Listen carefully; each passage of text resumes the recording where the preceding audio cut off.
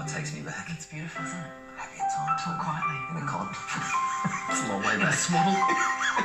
Taming toddlers. It's one of the trickiest tasks a parent can face, especially when it comes to bedtime. But thankfully, sleep doctor to the stars, Dr. Harvey Karp, is back due to popular demand to give us some advice on how to get our toddlers to bed and to sleep and to stay in bed and to stay asleep. Yes. Oh my goodness. He joins us now from Los Angeles. Hi, everybody. Hey, Carl. Hey, Deb. I'm so glad you're here to help us out, because we know that sleep problems with babies is one thing, but it can go through to the toddler's years as well. What can we do? Help us. Well, toddlers, they're the most fun. For me, as a pediatrician, I love working with toddlers, but they're so cute when they're asleep in bed. But they can be really difficult, and there are two reasons why toddlers are especially difficult for all of us. And one is because we're outnumbered. You should have your older daughter and son and cousins and grandma. You should have 6 or 7 people helping you with a toddler. Yeah, it does take a village. And then also, people don't have a lot of experience, so they kind of speak to them with love and earnestness, but not necessarily knowing the techniques that really help a young child to be more cooperative, because it isn't always about logic and being reasonable. I just love this vision of the Great Escape. Yeah, I mean, exactly. look at these two just going nuts. You often refer to toddlers as little cavemen. Can you explain what you mean by that term? Yeah, it's a loving term. It's not meant to be insulting at all. But you know, what's your job as a new parent when you have a little kid between 8 months and 5 years of age? You pretty much have to teach them how to say please and thank you and wait in line and share their toys and civilize them. But they don't start civilized. They really are, you know, they're not great roommates. They don't do the dishes. They don't pick up after themselves. And so understanding that becomes the critical, it's really, for me, it's the key point, because when you understand that your child is really, you know, primitive, then when you have a good day, you're happy for that, but you don't expect it. And so you don't judge your child, and you don't judge yourself when you have those screaming fits and the meltdowns that happen in the supermarket, because those are going to happen. It's going to take years for them to get better. I like to walk away from my 2.5-year-old when she screams in the supermarket and pretend she is someone else's child. That's my technique. That's right. Point the finger. It's her. What are some other in all seriousness, Deb, in all seriousness, though, people are counseled that when your child has a temper tantrum, you should walk away and kind of ignore them. Good. Well, I'm ticking that box. Why, though? Why is that a good idea? Well, I would say it's actually not a great idea. But here's the thing. You don't want to just look at them. You don't want to give them the spotlight, because then they're on stage and they keep acting out. Yeah. But you can't just turn your back either, because that's really ignoring them when they're having strong feelings. Okay, so what you have to do is kind ignore. Kind ignore means that you acknowledge the feelings, but you do it in a way that there's a technique called toddlerese, which is translating what you want into their language. Short phrases, repetition, and mirroring a third of their emotion.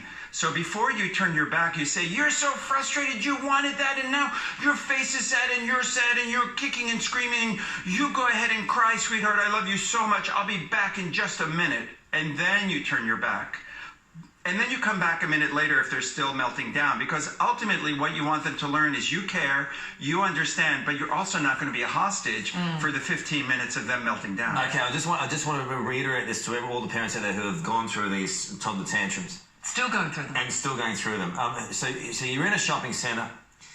There's been a meltdown about not getting a chocolate, and there's screaming stuff going on. You're my daddy. That's weird. Old enough to be. Old enough to be. What would you say to me, little Carl? Well, number one, right, you made a mistake to begin with, right? You should have brought the child to the shopping center to begin with, probably. Yeah. So bad on you, bad on me to start with. But otherwise, little Carl, I would say, you want the chocolate. So you're on the ground now and you're hitting the floor, and I would point to the chocolate and say you're 2 years old, but you're acting like you're 5-month-old. I mean, you're so flipped out. You want the chocolate. You want it. You say now. You want it now. Now, listen, I know that sounds bizarre, and it sounds like baby talk or something like that. But listen, when we have strong feelings, all of us turn off our left brains. We're not good listeners, and you have to repeat things. Even for your best friend, if they were very distraught, you would say, look, buddy, I get it. I know. I understand. It's a bad situation, and you have to repeat for people to feel that you're genuine and you get it. So after 5 repetitions. Just now. That's good advice. So that's the beginning of it. And then what happens is after 5, 6, 7 repetitions, they look at you. And when you get that eye-to-eye engagement, that's your opportunity to get down on their level, actually below their level if you're trying to empathize, a little bit above their level if you're trying to be severe with them and make sure they listen to the rules. And then when they're looking at you, it's your chance again to say, you want it so much and blah, blah, blah. You repeat it another 3 or 4 times. And then when you get them nodding, then you say, your alternative or your suggestion. You know, Bud, let's finish up. We're going to go home, and Mommy's going to give you a cookie. You want 1 cookie or 2 cookies at home? Or I'll give you the piece of chocolate at home, or whatever that thing is. That's the sequence. I love it. Now, what about sleep time? Because that is often really difficult with toddlers. Practical ideas that parents can take on board.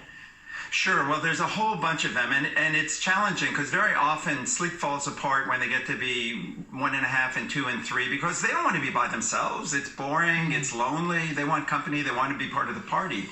So number one, anyone can use white noise, and white noise is kind of a like rain on the roof type of a sound that you play all night long. And you play that starting an hour before bedtime so their little brains can start hearing the sounds and getting adjusted to it.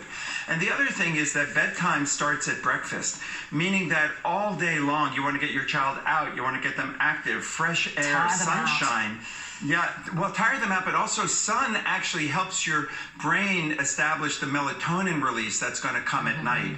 And then don't give them caffeinated drinks like iced tea and cola. And then in the evening, start turning down the lights and turning up the white noise to give their brains a signal that bedtime is coming. Read a nice quiet story. I love it. You make me want to go to sleep. Fantastic advice. I love this segment. Thank It's so good. It's so good. It's so true. Cool. Thank you very much, Doc. Good.